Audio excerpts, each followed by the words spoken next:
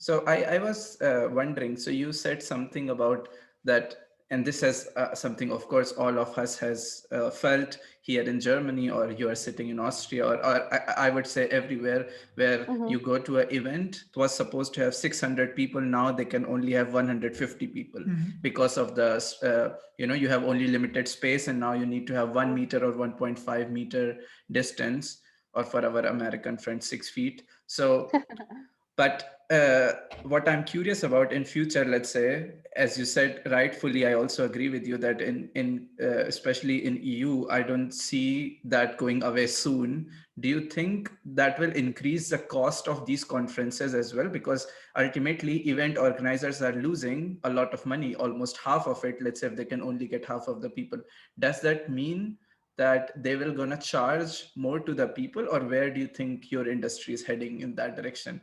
Because as a event attendee, I don't want to pay three times because of that.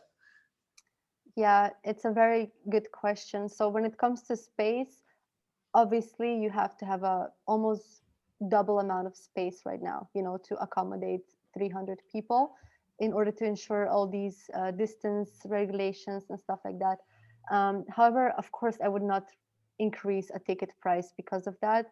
I think one way to go about it is, as I mentioned before, to have this hybrid model where you can have also virtual participation, and for that you could also charge a ticket price. Of course, not the same as if it's a offline event, because that's another experience. You're there, you maybe even have included, I don't know, a voucher in there or whatever.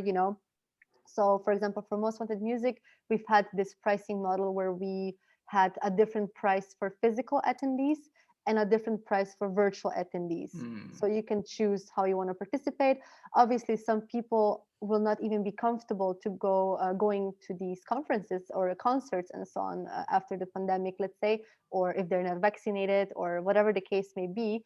So Hmm. I don't think it's going to go, let's say, back to normal in such a short amount of time. So event organizers have to find, let's say, a solution for it.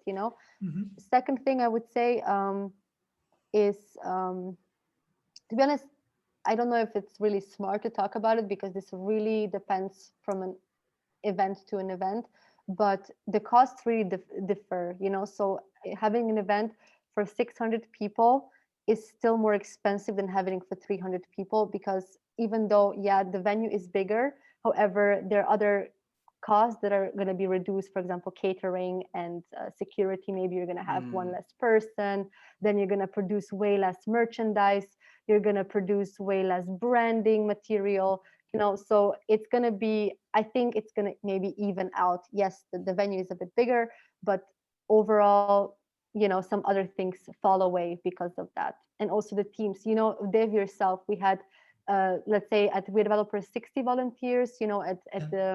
At another event for We Developers, we had 250 volunteers, to pay for everybody food, drinks, t-shirts.